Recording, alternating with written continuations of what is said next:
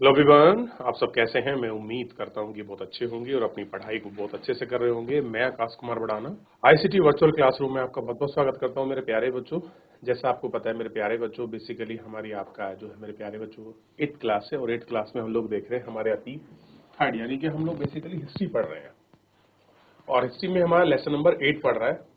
यानी कि अच्छी बात देखिए, क्लास भी 8 है और हमारा लेसन नंबर भी 8 है। तो 8 इज अ लकी नंबर, ऐसे मान लीजिए आज के लिए फिलहाल, ठीक। और डेट भी 28-29 है। आगे बढ़े तो हम बहुत कुछ इसमें देख चुके थे, सीख चुके थे, पढ़ चुके थे और हमने सुधारों की बात करी। समाज सुधारों में लड़कियों के लिए स्कूल खोले गए और ईश्वरचंद विद्यासागर जैसे समाज सुधारकों ने, ज्योतिबा फूले जैसे आपके समाज सुधारकों ने बड़ा प्रयास और प्रयत्न किया। तब जाकर हम कह सकते हैं जिस मुकाम पर हमको पहुंचना चाहिए था हमने पहुंचा। बहुत सारी ऐसी लेडी हुई, जैसे सिखावत हुई हुसैन जैसी लेडी, जिन्होंने ये सपना देखा कि मुस्लिम महिला भी पढ़ सकें, उनके लिए स्कूल खोले, प्राइमरी स्कूल की व्यवस्था करी, कलकत्ता में व्यवस्था की उन्होंने। और ताराबाई शिंदे ने लोगों के ऊपर कटाक्ष लिखा और उन प्रश्नों के जवाब दिए उस जमाने में जब लोग आपका बड़ा, हमारा देश बहुत सारी कुरीतियों से भरा हुआ था। रामाबाई पंडित ने अपनी अपनी चीजों को लिखा। जवाहरलाल नेहरू और सुभाष चंद्र बोस जैसे नेताओं ने भी इसको ये कहा कि भैया महिलाओं के लिए बराबर अधिकार मिलेगा आजादी के बाद। जब हमको आजादी प्राप्त होगी उसके बाद क्या होगा, महिला और पुरुषों को समान अधिकार दिए जाएंगे। ऐसी उन्होंने आपकी विवेचना की थी। क्लियर है।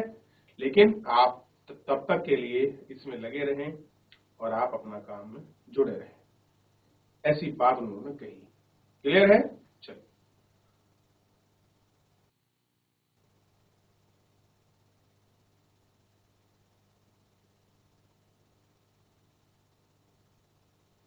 हो गया। चलिए अब आपको क्लियर हो गया होगा। अब कानून के विरुद्ध कानून आए, जाति और समाज सुधार की बातें चली। किस तरीके से आप देख सकते हैं, लोग गांव की जातीय व्यवस्था को तोड़कर दूसरी जगह मजदूर बनने के लिए तैयार हो गए और अपनी जमीनों को छोड़ना उन्होंने ज्यादा उचित समझा। क्लियर है। तो ऐसे बहुत सारी जगह, बहुत सारी चीजों को हमने देखा और गौर भी किया।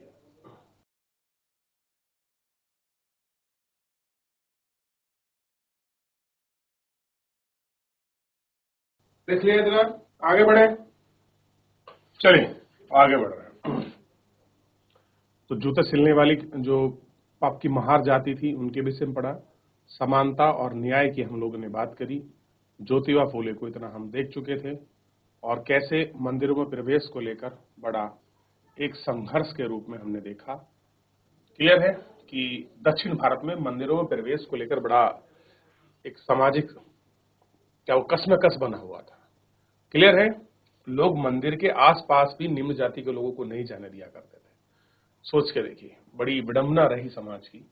फिर बदलाव आया, चीजें बदली, किस तरीके से कैसे कुछ हुआ, एक एक करके हम सबको इनको देखा और गैर ब्राह्मण आंदोलन ये शुरू हुआ। पहले इसको देखिए, फिर हम पेरियार के बारे में पढ़ेंगे कि पेरियार ने क्या कहा, जिसको वी रामा स्वामी के नाम से जाना जाता है। पेरियार है।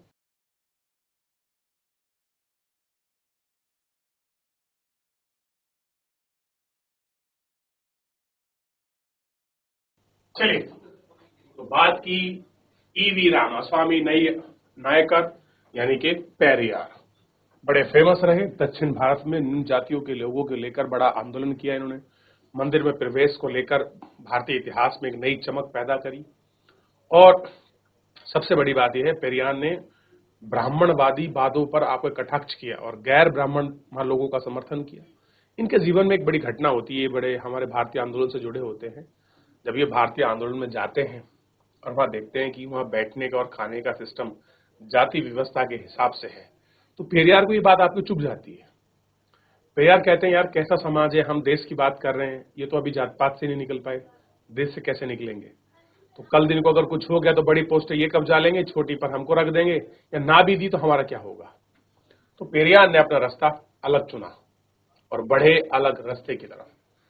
क्लियर है। चलिए आगे बढ़ रहे हैं।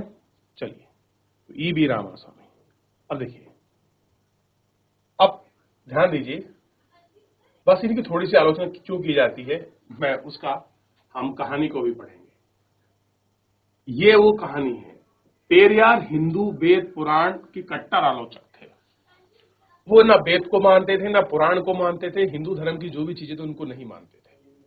और खास तौर से मनु द्वारा रचित संहिता, जिसको हम मनुस्मृति कहते हैं, भागवत गीता और रामायण के कटु आलोचक थे। इन्होंने ऐसे ऐसे अब कटाक्ष लिखे हैं रामायण पर और गीता पर, आप सोच नहीं सकते। क्लियर है? ये आलोचक थे। आलोचक बने क्यों थे, कभी आप इसके पीछे जाने? खुद हिंदू होने के बाद ये हिंदू धर्म के आलोचक रहे। उनका कहना था कि ब्राह्मणों ने निचली जाति पर अपनी सत्ता तथा महिलाओं पर पुरुषों का प्रभुत्व स्थापित करने के लिए इन पुस्तकों का सहारा लिया है।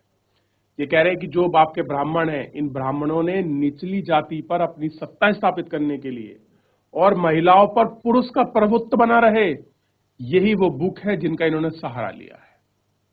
ठीक, इसलिए ये इन चीजों का खंडन करते थे। किस वजह से? कि ब्राह्मण है तो भाई आप उनको श्रेष्ठता मानोगे। वो हवाला किसका देगा इन बुक का, कि वेद में ऐसे कहा है, पुराण में ऐसे कहा है, स्मृति में ऐसे कहा, उपनिषद में ऐसा कहा है। क्लियर है? और महिलाओं को क्या कर रहे हैं? पुरुष अपना प्रभुत्व मानते हैं कि हमारे अनुसार चलेगी, हमारे अंडर चलेगी, ऐसा नहीं कर सकती। तो ये सारी चीजें हैं। ये दलीलें लोगों को सहज रास नहीं आई। निम्न जाति के नेता भाषणों, विचार लिखने और आंदोलन से उच्च जाति राष्ट्रवादियों के बीच कुछ आत्ममंथन और आत्मालोचन करने की प्रक्रिया शुरू हुई। रूढ़िवादी हिंदू समाज में भी उत्तर सनातन धर्म सभा तथा भारत में महामंडल और बंगाल में ब्राह्मण सभा जैसे संगठनों के जरिए इन रुझानों को सख्ती से विरोध किया गया। अब तुम किसी के धर्म का विरोध करोगे तो लोग तुम्हारा भी तो विरोध करेंगे, वो ही कहानी हुई। अब पेरियार को लेकर लोगों की आलोचना और तीखी हो गई। अगर वो आलोचना कर रहे थे हिंदू धर्म की, तो लोग उस आलोचना के समर्थन में उतरे कि तुमने करी कैसे है। क्लियर है? कुछ लोग समर्थन में उतरे कि भाई ये बात सही है, हमारा तो आपका शोषण कर रहे हैं ब्राह्मण, तो वो उसके साथ उतरे। लेकिन ये आलोचना हिंदू धर्म की हो रही है तो बहुत सारे लोग, ब्राह्मणों ने, बंगाल में ब्राह्मण सभा, भारत धर्म महामंडल, उत्तर भारत में सनातन सभा बनी। इन लोगों ने क्या किया कि जो हमारे सनातन धर्म से संबंधित पुस्तकों का खंडन करता है, उनका दुष्प्रचार करता है, हम इसका विरोध करेंगे। इसी के लिए ये सारी चीजें रचना शुरू हुई। इन संगठनों की मकसद यही था कि हिंदू धर्म में जाति ऊंचा नीचा को महत्व दिया जाए। मेन था कि भैया जो जाति व्यवस्था बनी हुई है वो तो रहेगी, कोई ऊंचा है कोई नीचा है ये रहेगा, उस पर कोई आंच ना आए, यानी कि वो डिस्टर्ब ना हो जाए। ये साबित करना चाहते थे कि इस बात को धार्मिक ग्रंथ से मान्यता मिली है कि औपनिवेशिक काल के बाद भी जाति सवाल पर बहस और संघर्ष चलते रहे और ये आज भी जारी है। यही बात तो कह रहा है कि भैया आप अगर देखोगे तो जाति व्यवस्था को लेकर संघर्ष, बहस, ये सारी चीजें आज भी खुली हुई। सारे रास्ते कैसे हैं? आज भी आम रूप से खुले।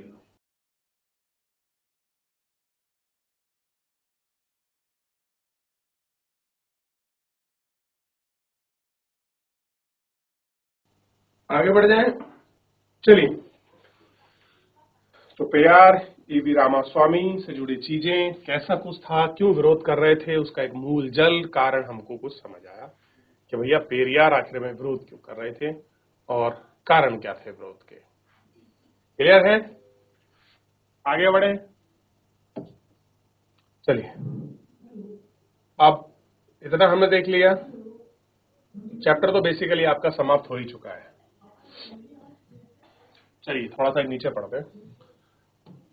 एक स्रोत हमको मिला है, एविडेंस स्रोत कर लीजिए, कहीं सोर्स ऑफ है कि हमको पता चलता है किसी चीज के बारे में, थोड़ा सा उसको पढ़ लेते हैं ताकि सीखने का मौका मिले। महिलाओं के बारे में पेरियार, महिलाओं के बारे में पेरियार क्या सोचते थे? तारा मूर्तम जैसे शब्दों के आवागमन के बाद हमारी महिला अपने पतियों के हाथ की कठपुतली बन गई। आज बहुत जगह भी देखने को मिलता है कि जैसे पति बोलता है पत्नी को वैसे ही करना पड़ता है, चलना पड़ता है। हमें ऐसे पति के संरक्षण में जीना पड़ता है जो अपनी बेटियों को सलाह देते हैं, उन्हें पति को उपहार में दिए जा चुके थे, अब अपने पति के घर का ही हिस्सा हैं। संस्कृति के साथ हमारी घनिष्ठता का परिमाण है। पेरियार द्वारा रचित चिंता नई कलम का एक उदित है। कभी मौका मिले तो आप पढ़ें पेरियार को। क्लियर है? आपको दिखाई देगा इस पर। ठीक, यहां तक कोई डाउट, कोई क्वेरी किसी बच्चे का? आगे बढ़े। केशव चंद्र सेन, तो कुछ समाज सुधारकों की हम लोग बात करेंगे इस लेक्चर में, और उनमें से एक बड़े फेमस हुए हैं केशव चंद्र सेन। ब्रह्म समाज से जुड़ेंगे। इनकी शुरुआत कहां से होगी? ब्रह्म समाज से। तो हम केशव चंद्र सेन ब्रह्म समाज के प्रमुख नेता कह सकते हैं, लीडर में से एक थे। देखिए क्या अलग पर्सनैलिटी थी। आप गौर करके देखिए, आपको स्पष्ट दिखाई देगा केशव चंद्र सेन के बारे में।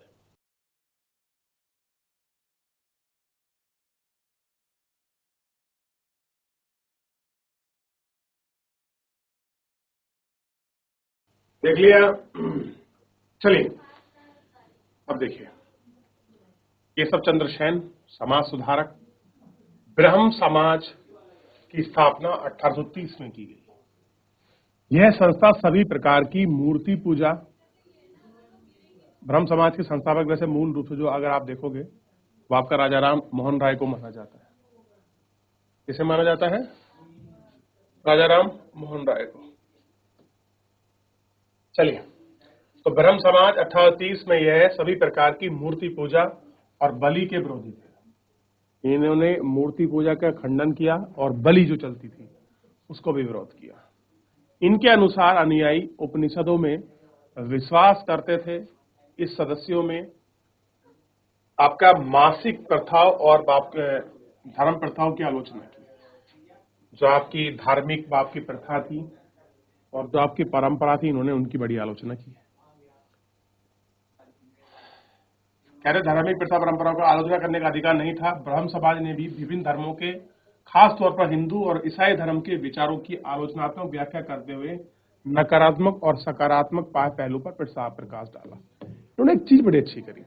इन्होंने कहा हर धर्म में कुछ अच्छाई है, कुछ बुराई है। अच्छाइयों को एक्सेप्ट कर लो, बुराइयों को छोड़ दो, निगेटिविटी को छोड़ दो और बाप का पॉजिटिविटी को एक्सेप्ट करो।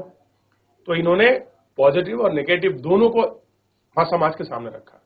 पेरियार केवल नेगेटिव फैक्टर रख रहे थे, पॉजिटिव एक्सपेक्ट नहीं रखा उन्होंने। ये दोनों रख रहे हैं। क्लियर है? ब्रह्म समाज की स्थापना करते हैं आपका राजा राम मोहन राय। जब राजा मोहन राय आपका अकबर सेकंड के आपके कहने पर लंदन जाते हैं, तब आपका ब्रह्म समाज का प्रमुख बना देते हैं किसे? केशव चंद्र सेन को। अब ये भी क्या करते हैं कि अपनी कम उम्र में अपनी बेटी का विवाह कर देते हैं कूच बिहार के राजा से। चलिए, अब मैं अगर किसी को सबसे अच्छा मानता हूं इतनी कम उम्र में, तो उनका नाम है हेनरी डेरिजियो। बहुत कम उम्र और इतना बड़ा क्रांतिवादी, इतना बड़ा राष्ट्रवादी कवि हमने नहीं देखा। और सबसे बड़ी बात, आप प्रवासी थे, बड़े महान शख्सियत थे, लेकिन आयु कुछ ज्यादा नहीं निकली। डेरिजियो और इनका यंग बंगाल आंदोलन 1820 के दशक में हेनरी लुइस विलियम डेरिजियो, पूरा नाम क्या था? Henry Louis William Derozio, Hindu college Calcutta के टीचर थे। कहां थे? हिंदू कॉलेज कलकत्ता में आपका टीचर बन गया है, लेक्चरर बन गया है। उन्होंने अपने विद्यालय को अमूल परिवर्तन विचार से अवगत करा गया कि भैया अमूल, मूल मतलब जो रियल चीज है, जिस आधार पर, जिस बेस पर हम टिके हैं। उन्होंने तमाम तरह की सत्ता पर सवाल खड़े करने के लिए प्रोत्साहन किया। उनके द्वारा शुरू किया गया यंग मूवमेंट उनकी विद्यार्थी की परंपरा और रीति रिवाज पर उंगलियां उठाई और महिलाओं के लिए शिक्षा मांगी और सोच और अभिव्यक्ति के लिए उन्होंने अभियान चलाए। तो विलियम डेरिजियो को बोलते हैं, जब डेरिजियो के साथ बच्चे मिले तो बच्चों को उन्होंने क्या कर दिया? क्रांतिकारी बना दिया। तो लोग डरते थे कि भाई अपने बच्चों को पढ़ने तो भेज रहे हो, बस कुछ भी करके डेरिजियो से दूर रहना। क्लियर है? किससे रहना? विलियम डेरिजियो से दूर रहना। अब उसके बाद नई शख्सियत, बहुत महान शख्सियत, रामकृष्ण मिशन के संस्थापक स्वामी विवेकानंद। देखिए, युवाओं की जिंदगी में अगर कोई प्रेरणा स्रोत है पढ़ने के मामले में, तो आप स्वामी विवेकानंद को जरूर पढ़े होंगे, जरूर मानते होंगे, जरूर आपने देखा होगा। तो रामकृष्ण मिशन, इन्होंने एक आपकी संस्था बनाई थी, रामकृष्ण मिशन। क्लियर है? अपने गुरु के कहने पर या अपने गुरु के नाम बेस पर। इनके गुरु का नाम था, स्वामी विवेकानंद के गुरु का नाम था गुरु रामकृष्ण परमहंस के नाम पर रखा। यह मिशन समाज सेवा, निस्वार्थ श्रम के जरिए मुक्ति के लक्ष्य पर जोर देती थी। समाज सेवा पर बात करी और आपका निस्वार्थ सेवा के जरिए मुक्ति पर। क्लियर है? स्वामी विवेकानंद 1863 में जन्म हुआ, 1902 में इनकी मृत्यु हो गई। इनका मूल नाम था नरेंद्र दत्त। इन्होंने रामकृष्ण मिशन की सरल शिक्षाओं को प्रभावशाली संतुलन, आधुनिक विचार से जोड़कर संपूर्ण विश्व में प्रसारित किया। एक बैलेंस अप्रोच के साथ और आधुनिक विचार के साथ उसको जोड़ा कि भैया पुरानी चीजों को नई चीजों के साथ एड ऑन करके कैसे बताया जाए। लोग तो पुरानी चीजों के बहुत विरोधी हैं। इनका एक बहुत बढ़िया मिशन हुआ था, आपको याद रखना चाहिए। 1893 में ये शिकागो गए थे और शिकागो में हुआ था धर्म संसद, धर्म के ऊपर चर्चा, संसद बात। तो उन्हें सुनने के लिए उसके बाद न्यूयॉर्क हेराल्ड, वहां का उस समय का एक अखबार था, बहुत फेमस था आपका शिकागो का, यूएस का, न्यूयॉर्क हेराल्ड ने विवरण दिया कि ऐसे विद्वान राष्ट्र में धर्म प्रचारक भेजना कितनी बड़ी मूर्खता है कि अगर हम भारत को पढ़ा लिखा नहीं मानते और वहां हम फिर भी अपने धर्म प्रचारक भेजते, तो हम ये बड़ा मूर्खपूर्ण है। क्यों मूर्खपूर्ण है? क्योंकि एक उसी देश का व्यक्ति हम पर धर्म पर चर्चा करके गया है और उसने ऐसा बताया धर्म को, और उसके बाद भी हम अगर अपना धर्म प्रचारक वहां भेजते हैं तो हमारी मूर्खता नहीं और क्या है। हमारे देश में आके वो सब लोगों को आपके इन्फ्लुएंस कर गया और हम वहां जा रहे हैं आपको उस देश में इन्फ्लुएंस करने के लिए।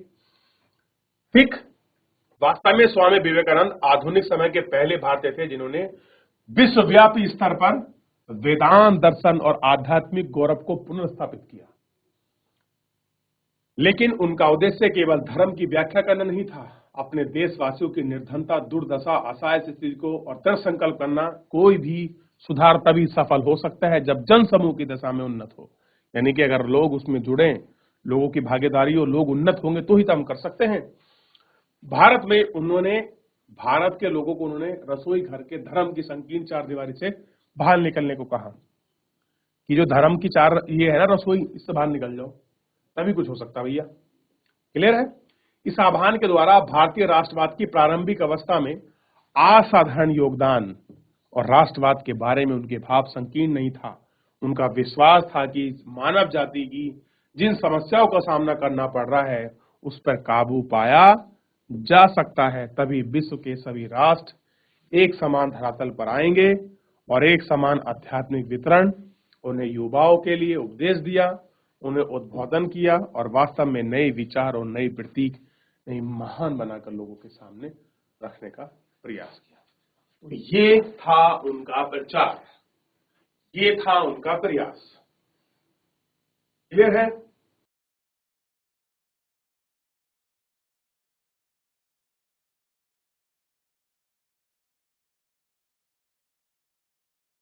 हो गया? चलिए, तो इस तरीके से हमने एक असाधारण व्यक्ति के व्यक्तित्व को पढ़ा। अब ऐसा ही है प्रार्थना समाज, और आप देखिए 1867 में बंबई में प्रार्थना समाज में जातीय बंधन को खत्म करने और बाल विवाह उन्मूलन, जातीय बंधन को खत्म करने की बात की गई कि भैया जातीय व्यवस्था को समाप्त करना है। उसके बाद बाल विवाह उन्मूलन का प्रयास किया गया। प्रार्थना समाज ने महिलाओं की शिक्षा की बात की, प्रोत्साहन किया, विधवा विवाह पर लगी पाबंदी के खिलाफ आवाज उठाई और धार्मिक बैठकों में हिंदू, बौद्ध और ईसाई ग्रंथों पर विचार विमर्श किया कि भाई बैठ के बात कर लो, कौन सही है कौन गलत है। क्लियर है? ऐसा ही है वेद समाज, मद्रास में 1864 में आया है, और वेद समाज ब्रह्म समाज से प्रेरित था, ब्रह्मो समाज से। वेद समाज में जातीय भेदभाव को समाप्त करने की बात की, विधवा विवाह की, महिला शिक्षा की, और एक ईश्वर के अस्तित्व में, यानी कि जब भाई ब्रह्म समाज भी एक ईश्वर को मानता है, ये भी तो हिंदू के रूढ़िवादी अंधविश्वास के अनुष्ठानों की निंदा। यानी कि बेसिकली ब्रह्म समाज का कट पेस्ट कॉपी था। क्लियर है? चलिए, तो फिलहाल आज के लिए इतना ही, मिलेंगे नेक्स्ट लेक्चर में। धन्यवाद।